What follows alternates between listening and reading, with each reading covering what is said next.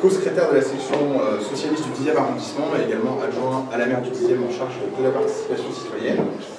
Et donc j'ai la charge importante d'animer cet atelier ce soir sur le référendum d'initiative partagée sur la taxation des super profits, qui est l'initiative qu'a lancée le premier secrétaire Olivier Faure juste avant le loi et qui depuis a commencé à faire déjà un petit peu parler dans la presse. Alors comme je n'avais pas préparé de support et que j'ai pas envie de faire que parler, et par ailleurs le format était très dense tout l'après-midi, donc je me suis dit que plutôt que de faire un format classique d'AG, on allait peut-être tenter un format un peu plus participatif avec des petits groupes.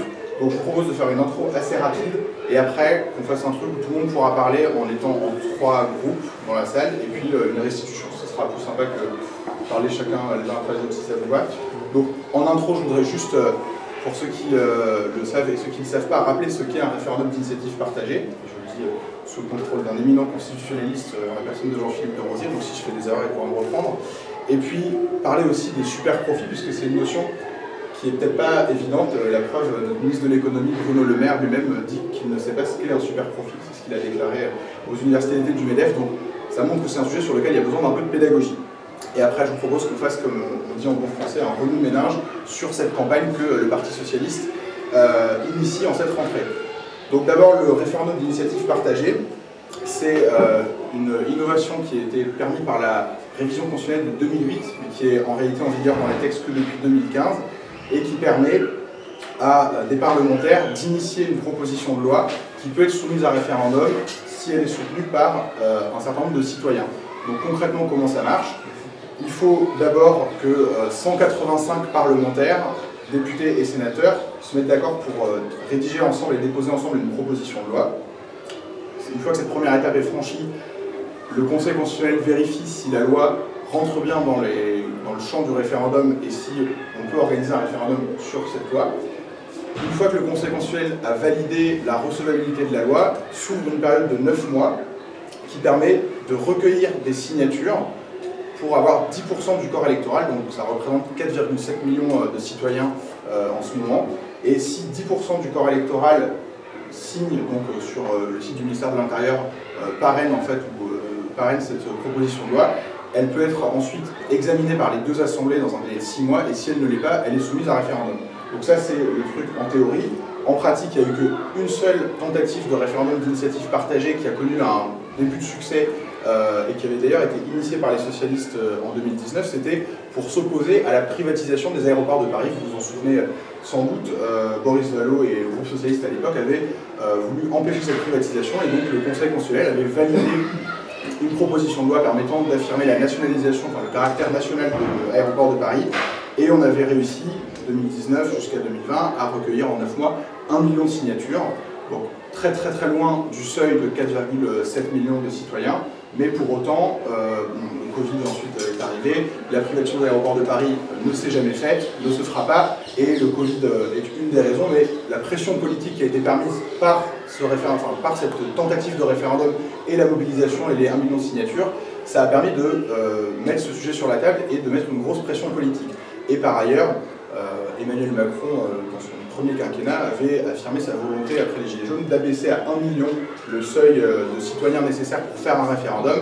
Donc là, c'était une parole de Macron qui ne s'est pas traduite dans les faits, on est toujours à 4,7 millions, mais c'est pour vous dire que le mécanisme n'a pas encore beaucoup été expérimenté en France. Il y a eu une deuxième tentative de RIP sur l'hôpital, mais le Conseil constitutionnel ne l'a pas validé. Donc voilà pour le RIP, ça va, je vous dis des trucs que vous savez sûrement déjà, mais comme ça au moins on se remet tous sur un même point de départ. Deuxième point, les super profits, donc pour Bruno Le Maire et pour tout le monde, qu'est-ce que c'est les super profits? Donc c'est une notion économique qui fait l'objet de débats et de controverses entre économistes sur la définition.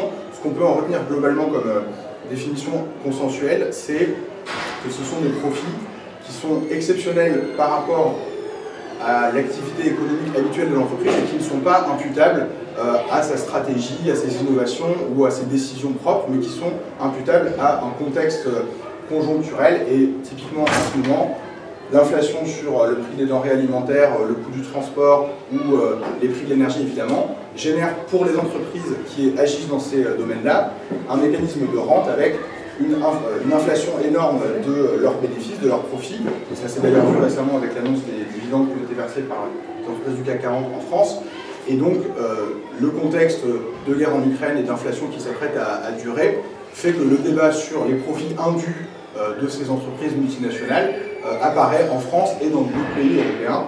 Et donc, ce qu'on peut définir comme définition, retenir comme définition d'un super profit, c'est vraiment une sorte de rente de situation ou d'effet d'aubaine qui fait que l'entreprise augmente énormément ses bénéfices sans avoir rien changé de particulier. Et on peut objectiver ça en regardant le taux de profit par rapport aux moyennes des 3 ans qui précédaient, par exemple. Enfin, il y a des indicateurs économiques qui permettent d'objectiver ce qu'est un super profit. En gros, la logique de ce RIB sur les super profits, et après, promis, c'est vous qui aurez la parole, c'est, en cette rentrée, de prendre une initiative socialiste dans un cadre unitaire et donc en proposant à l'ensemble des forces de la gauche parlementaire de la NUPS, donc les Insoumis, les Verts et les communistes, puisque depuis les législatives, ce qui a changé dans le contexte politique, c'est qu'il y a maintenant assez de parlementaires de gauche pour provoquer un référendum d'initiative partagée sans avoir besoin de l'appui de la droite. Il en faut 185, donc entre les 150 députés et la soixantaine de sénateurs, il y a suffisamment de parlementaires de gauche. Par contre, aucun parti de gauche, aucun groupe parlementaire de gauche n'est assez fort pour faire un RIP tout seul. Donc les sujets potentiels de RIP doivent être des sujets qui rassemblent l'ensemble de la gauche. Et cette initiative est intéressante parce qu'elle s'inscrit dans ce contexte d'inflation, de guerre en Ukraine et qui va durer des mois et des mois pour pouvoir mettre la pression et pourquoi pas obtenir que ce référendum puisse avoir lieu. En tout cas, au niveau du calendrier parlementaire, on pourra en rediscuter. L'objectif serait de déposer cette proposition de loi très rapidement à la rentrée parlementaire. Ensuite, le Conseil constitutionnel a 1 mois pour examiner la recevabilité. Ça nous amène à peu près à fin octobre. Et si la proposition de loi est recevable, ça permet d'enclencher 9 mois de campagne sur le terrain, dans nos arrondissements et dans toutes les villes de France, pour aller voir les citoyens. On a 2 ans sans élection, a priori, sauf sénatoriale, mais tout le monde n'y vote pas, et sauf dissolution, mais ça, personne n'a de boule de cristal. Donc les prochaines élections, c'est les européennes. Cette initiative d'Olivier Faure et du PS, elle permet d'occuper le terrain, de faire de la politique, de mettre la pression, et on voit déjà que depuis cette proposition, ça commence à se fracturer un petit peu au niveau du gouvernement. On sent qu'Elisabeth Borne n'a pas exactement la même position que Bruno Le Maire, et cette pression, on va et on peut l'intensifier. Donc ce que je vous propose, c'est qu'on se répartisse comme ça en 3 groupes plutôt que de faire une sorte d'AG, pour traiter ensemble 3 sujets. Premièrement, pourquoi taxer les super profits? Donc ce serait plutôt un groupe qui réfléchirait sur les argumentaires, le fond. En gros, si on va demain sur les marchés parler des super profits, qu'est-ce qu'ils vont nous dire les gens pour trouver que c'est une mauvaise idée et comment on leur répond pour les convaincre que c'est une bonne idée. Donc plutôt quelques-uns qui réfléchissent au fond.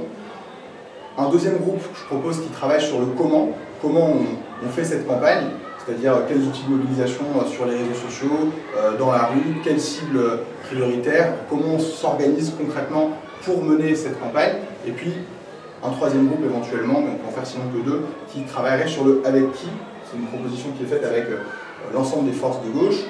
Bon, il faut voir avec qui on fait ça. Au-delà des politiques, il y a des associations, il y a des ONG, il y a des syndicats, il y a des économistes, il y a des alliances à bâtir avec la société pour avancer là-dessus. Est-ce que ça vous va qu'on travaille comme ça? Du coup, on se donne à peu près une demi-heure, comme ça, en 3 groupes, et après on fait une restitution pour que quand même tout le monde bénéficie de ce qui aura été dit par chaque groupe. Est-ce que ça vous va? Je sais qu'on n'a pas l'habitude de faire ça au Parti Socialiste, mais je le fais dans les conseils de quartier du 10e et ça marche super bien. Donc je me suis dit qu'on pouvait le tenter comme ça. Ok? Est-ce que c'est ce qui va... Si ça vous fait chier que vous voulez faire une AG, ça me va aussi, mais... Si c'est plus intéressant que tout le monde débatte du fond, du pourquoi, parce que le comment, ce sera une question qu'on se posera s'il y a la campagne, quoi. Pourquoi on taxerait les super profits? Je pense que c'est pas... Ce que je te propose, c'est de... Enfin, après, sauf si vous êtes pas d'accord. Mais oui, toi, tu pourrais, par exemple, avec les personnes autour et qui veulent parler du fond, faire une discussion sur le fond. Il y a peut-être aussi des personnes qui veulent proposer de plutôt travailler sur la forme, parce que, en fait, je ne sais pas si c'était très clair dans mon intro, mais la campagne, si elle se met en œuvre, ça va vraiment être dans les semaines qui viennent, et donc il faut quand même qu'on puisse être prêt, notamment pour ne pas se faire doubler par nos partenaires. C'est déjà un peu le cas, il y a une pétition qui a été lancée par la France Insoumise. Enfin, il ne faut pas qu'on soit juste un parti qui réfléchit sur le pourquoi, il faut aussi qu'on soit opérationnel. Donc, il faut parler du fond, si cette branche, fais-le avec les gens de sa branche, et puis une partie peut-être plus sur la forme. On ne fait peut-être pas le avec qui, parce qu'on n'est peut-être pas assez nombreux pour faire croire. Et pour ceux qui doutent à la fois du bien fondé de la démarche, et qui pensent qu'elle ne va pas aboutir. et ben ceux-là peuvent aller choisir l'un des deux groupes pour faire part de leur opinion. Bon, en gros, venez qui préfère parler du fond et qui préfère parler de la forme. Levez la main pour qu'on se repère. Sur le fond, sur le pourquoi taxer les super profits. Ok, donc venez vous regrouper, c'est Rémi, c'est ça? Et mettez-vous autour de Rémi, et qui préfère parler du comment on fait cette campagne? Bon, mettez-vous plutôt de ce côté, comme ça on fait un truc un peu mouvant. Donc la forme ici, le fond là, et puis on se donne une demi-heure. Merci déjà beaucoup à toutes et tous d'avoir joué les jeux de cette animation. Je sais que ça change un peu des formats des assemblées générales, mais je trouve que c'est bien que tout le monde a pu un peu s'exprimer dans chacun des groupes, et finalement vous avez tous plus parlé que si jamais on avait fait juste une grande plénière, donc c'est bien.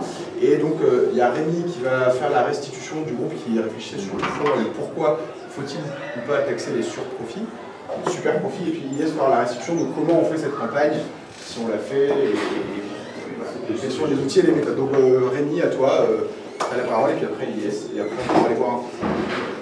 Mais merci, nous avons bien travaillé avec le groupe sur le fond, donc merci à nos chers camarades. Donc nous sommes socialistes. Pourquoi en tant que socialistes nous devons taxer ces super profits? Parce que notre objectif c'est de réguler l'économie, corriger ses excès lorsqu'il y en a. En l'occurrence, il y en a, puisque les super profits constituent un effet d'aubaine pour les entreprises. C'est un véritable excès de notre société de marché. Une question se pose également. Comment peut-on légitimement s'enrichir sur une catastrophe? Ce n'est pas éthique. Ce n'est pas du tout éthique, par conséquent, il faut agir. On va redistribuer cet argent qui n'a pas été du tout mérité par les entreprises. Notion de mérite qui permet de lutter contre la fameuse valeur travail, vous méritez, vous travaillez, etc. C'est un sentiment de solidarité et de justice qui pourra après nous toucher et toucher la population. Emmanuel Macron a eu une phrase, il a eu une révélation récemment, il a dit c'est la fin de l'abondance. Eh bien, précisément, via cette taxe, nous montrons que c'est la fin de l'abondance. Par conséquent, il pourra nous suivre sur cette idée, puisque nous reprenons même l'idée de la fin de l'abondance. C'est peut-être aussi une proposition qui est populaire chez les classes populaires, plus que la réforme des retraites. Ça montre stratégiquement que le Parti Socialiste existe, très stratégiquement, que la recomposition peut et doit se faire autour de celui-là.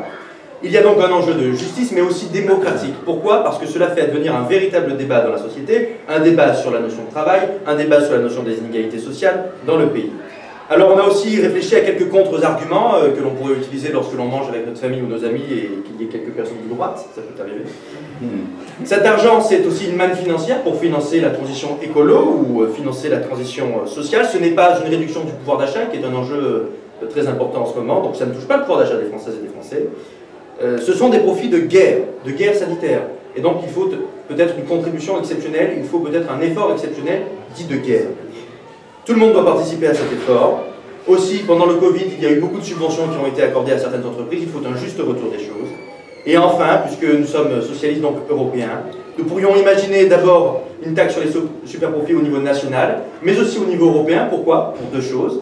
Victoria l'a dit, parce que les entreprises peuvent partir dans d'autres pays européens et échapper à la taxe. Là, au niveau européen, elles ne l'échappent pas. Et cela peut aussi contribuer à un sentiment de citoyenneté européenne. Et enfin, comme l'a dit Michel, c'est peut-être un instrument de la planification écologique qui était cher à Mélenchon, qui est désormais cher à François Bayrou puisqu'il est commissaire au plan, donc un instrument de la planification écologique. Voilà le travail que nous avons fait. Avant de penser pourquoi il faut taxer les super profits, on va voir comment mener cette campagne. Oui, donc assez rapidement, sur la question par exemple, du comment et du avec qui, peut-être trois axes de réponse tout de suite. Il y a une question qui a émergé aussi, c'est la question de la constitutionnalité de ce genre de référendum, parce qu'il y a une ambiguïté dans l'article 11 de la Constitution sur la question de est-ce que les matières fiscales font partie des possibilités de RIP. Alors pour le moment, du coup, il n'y a pas spécialement de jurisprudence là-dessus, donc cette question va être évacuée. Et le débat, en tout cas, existe au niveau du groupe socialiste. En tout cas, je sais que Maxime Sauvage travaille dessus avec les constitutionnalistes et que du coup, cette question n'est pas fermée. Ensuite, sur la stratégie, il y a peut-être deux idées un peu différentes qui ont émergé. D'abord, la volonté pour une majorité assez importante du groupe de travail de s'affirmer en tant que socialiste. C'est une idée qui vient du Parti Socialiste, qui a été initiée par notre premier secrétaire Olivier Faure, et donc l'intérêt est de pouvoir réaffirmer cette idée-là. C'est aussi une opportunité de remettre du fond, d'expliquer que le Parti Socialiste a des idées, porte des choses, a des opinions sur des sujets. Et donc c'est une occasion pour ça. Il y a aussi une autre idée qui a émergé sur cette question-là. c'est la question du travail avec les autres organisations. Au-delà des partenaires de la NUPS, il y a aussi l'idée de travailler, pourquoi pas, avec les syndicats, qui du coup rassemblent beaucoup de salariés, et ça pourrait être un levier pour faire émerger cette question-là. Ça peut être dans les entreprises, ça peut être dans les usines. Bon, c'est peut-être mes vieux souvenirs, mais il y a des idées de discussion dans les usines, mais peut-être que c'est quelque chose qui pourrait exister. On a quand même 9 mois de campagne si ce RIP est validé par le Conseil constitutionnel, donc c'est clairement une opportunité pour parler de ces sujets-là. Globalement, je vérifie que j'ai rien oublié. Sur la question des outils de communication, il y a une volonté de se moderniser là-dessus. Donc je pense qu'effectivement, on a fait une campagne de la NUPS où on a travaillé avec d'autres organisations, des organisations qui sont parfois meilleures que nous sur des modes de communication, et notamment les nouveaux modes de communication, les réseaux sociaux, etc. Donc il y a cette volonté effectivement de moderniser notre campagne là-dessus, d'être présent sur l'espace médiatique. On n'a pas un porte-parole, ce serait l'occasion justement de parler de ces sujets-là dans les médias. Donc sur les réseaux sociaux, pardon, comme je l'ai dit, il y a aussi la volonté de faire un travail local au niveau des personnes qui sont inscrites sur les listes électorales, puisque je ne sais pas si vous avez déjà, quand il y avait eu le référendum d'ADP, mais l'occasion de signer un RIP, mais c'est quelque chose de très compliqué. Le site n'est pas du tout à ce qu'on y arrive. Il y a des personnes qui n'ont jamais pas l'habitude de faire ça, parce qu'on a très peu. Et donc l'intérêt justement peut être de faire du porte-à-porte, d'arriver avec des tablettes, des ordi, je ne sais pas trop quoi, être au pied des immeubles, aller dans les marchés et accompagner, vraiment tenir la main des personnes là-dessus, parce que c'est vraiment nécessaire et que c'est pas quelque chose d'hyper abordable. Je crois que globalement j'ai tout dit. Je ne sais pas si j'ai oublié des choses. Normalement c'est bon. Bravo.